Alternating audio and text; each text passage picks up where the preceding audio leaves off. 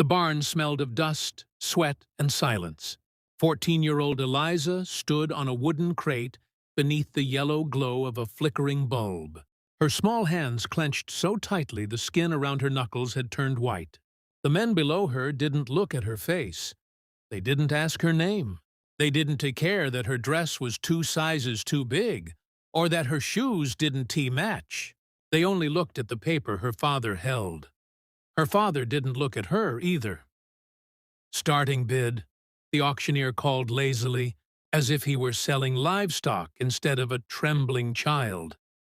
"Healthy, no trouble, strong enough to work." Eliza swallowed hard. She hadn't cried yet. Crying would make it worse. Crying would make them laugh. Her father's voice cut through the murmurs. "No refunds." Those were the last words he ever said to her. The barn door creaked open then, letting in a slice of late afternoon light. A tall man stepped inside, hat low over his eyes, coat dusty from the road. He didn't rush. He didn't shout. He simply stood at the back, watching.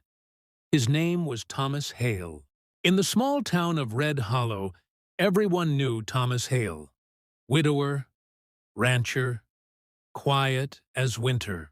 Lost his wife and young son in a river accident 3 years ago. Never remarried. Never smiled much after that. He hadn't come to buy anything. He had come because he heard a rumor.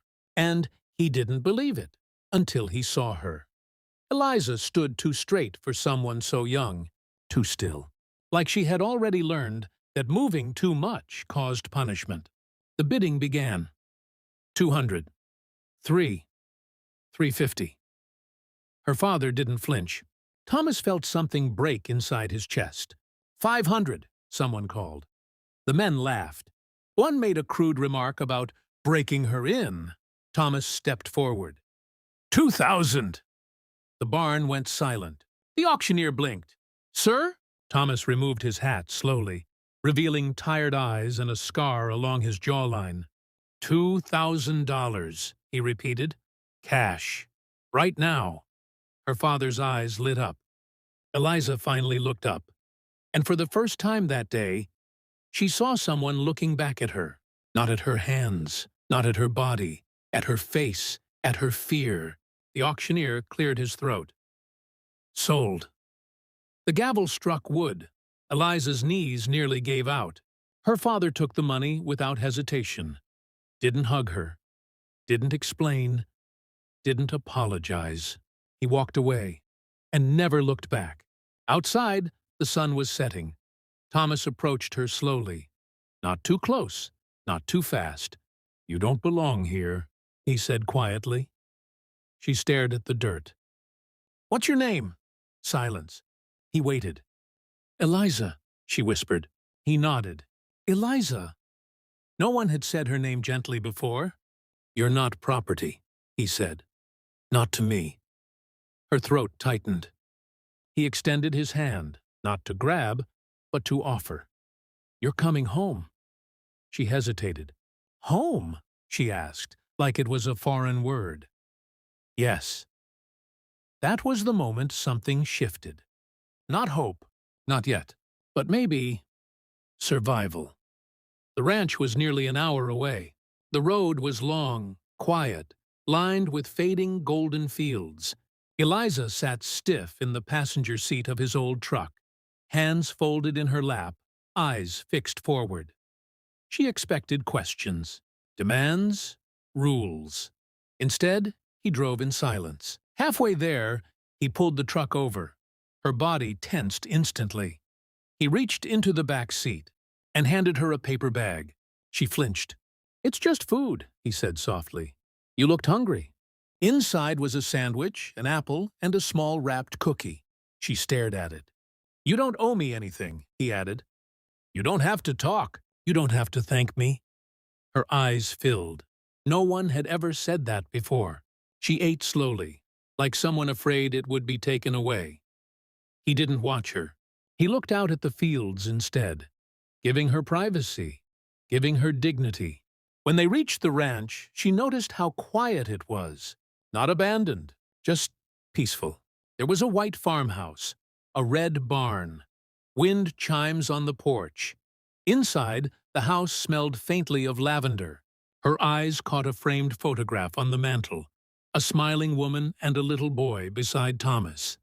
His family. Lost. He followed her gaze. That was my wife, Mary, and my son, Caleb. His voice didn't crack, but it wasn't steady either. "I'm sorry," she whispered before she could stop herself. He looked at her then, surprised. "Thank you," he said. And something fragile passed between them. Grief. Recognizing grief. He showed her a small bedroom at the end of the hallway.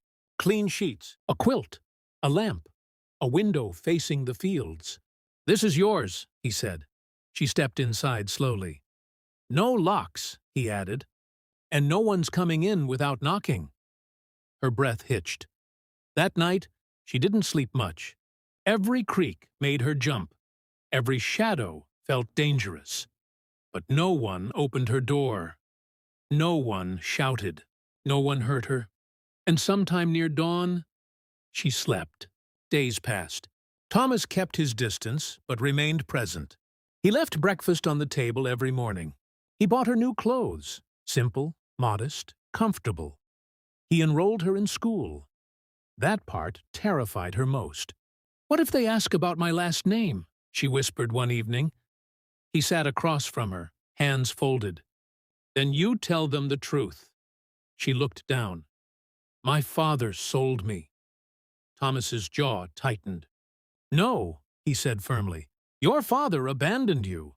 I legally reported what happened. The sheriff knows.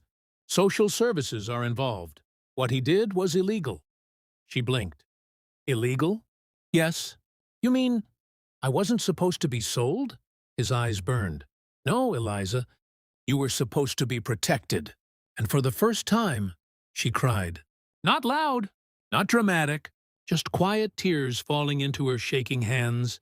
Thomas didn't rush to hug her. He didn't overwhelm her. He simply moved his chair closer and sat beside her. "I didn't buy you," he said softly. "I freed you."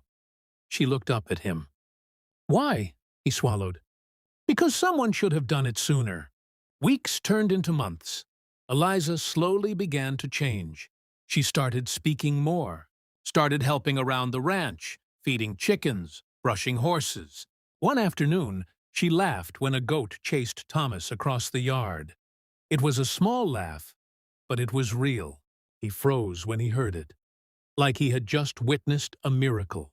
That night, he stood outside her bedroom door, not to check, not to control, just to make sure she felt safe.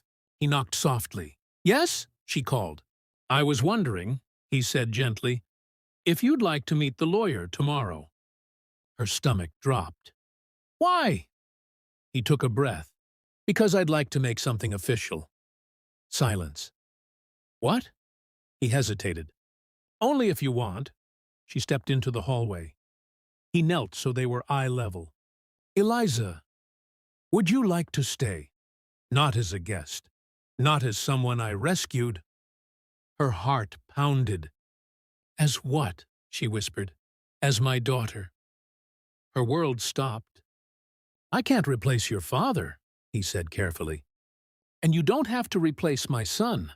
But maybe we could choose each other." Her hands trembled. "No one's ever chosen me before," she said. His eyes filled. "I am." She threw her arms around him. It was awkward at first, but then she held tighter, like someone who had finally found solid ground. And that was the night Eliza stopped being someone who was sold and started becoming someone who was chosen. The first time Eliza heard someone call her Miss Hale, she froze. It happened 3 months after Thomas had asked if she wanted to stay. 3 months after she had whispered yes into his shoulder. 3 months after papers were signed in a quiet courthouse where the judge looked at her not with pity, but with concern and respect. It was at the feed store. Thomas was loading grain into the truck when the elderly cashier smiled warmly at her and said, "You must be Thomas Hale's girl. Miss Hale, right?" The words hit her like a gust of wind. Miss Hale. Not the girl from the barn. Not the one who was auctioned. Not the daughter of a man who walked away. She didn't answer immediately. She couldn't. Her hands tightened around the small bag of candy Thomas had slipped into her coat pocket earlier. Thomas noticed the silence. He stepped closer but didn't speak for her. He never did. Eliza swallowed. "Yes," she said softly.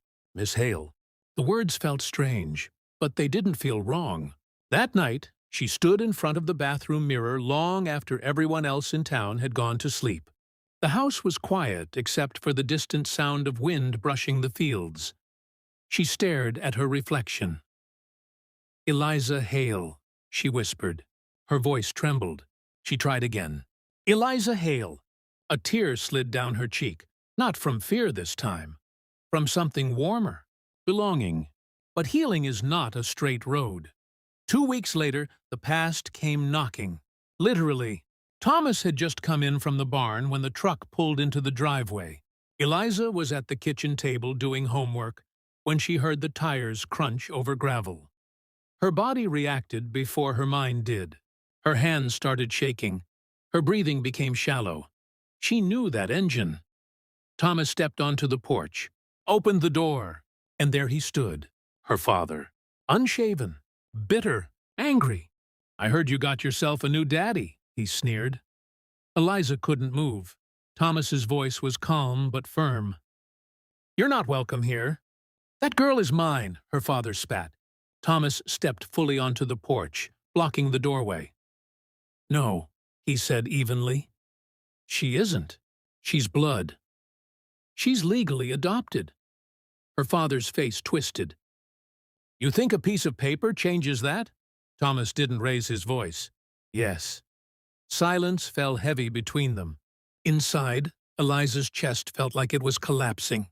The barn, the crate, the gavel, it all rushed back. She stood up. Her legs felt weak, but she walked toward the door. Thomas turned slightly. "You don't have to." "I want to," she said. Her voice shook, but she didn't stop walking. She stepped onto the porch. Her father looked at her like she was a possession he had misplaced. "You're coming home," he ordered. She looked at him for a long moment, and, for the first time in her life, she saw him clearly. Not as a god, not as a protector, just as a man, a flawed, selfish man. "I am home," she said. The words were barely above a whisper, but they carried the weight of a storm. His face darkened. "He bought you." She shook her head slowly. "He freed me." Her father laughed cruelly. "You think he loves you?" She glanced up at Thomas. He wasn't gripping her, wasn't controlling her. He was simply standing beside her, steady. "I don't think," she said. "I know." Her father looked between them, realizing something he couldn't control. He had lost. Not because of money, but because she had chosen. "You'll regret this," he muttered, before storming back to his truck. The engine roared. The dust rose. And then he was gone. For good. Eliza stood frozen long after the sound disappeared. Thomas didn't rush her, didn't wrap her in overwhelming comfort. He simply said, "You were brave." Her breath trembled. "I was terrified." "Brave doesn't mean not scared," he replied gently. She looked up at him. "Are you sure you don't regret it?" she asked suddenly. "Regret what?" "Choosing me." Thomas' eyes softened in a way she had only seen once before. The night she said yes to being his daughter. "Eliza," he said quietly, "losing my wife and son broke me. I didn't think my heart could survive loving anyone again." Her chest tightened. "But loving you didn't break it," he continued. "It repaired it." Tears blurred her vision. "You didn't save me," she whispered. He smiled faintly. "We saved each other."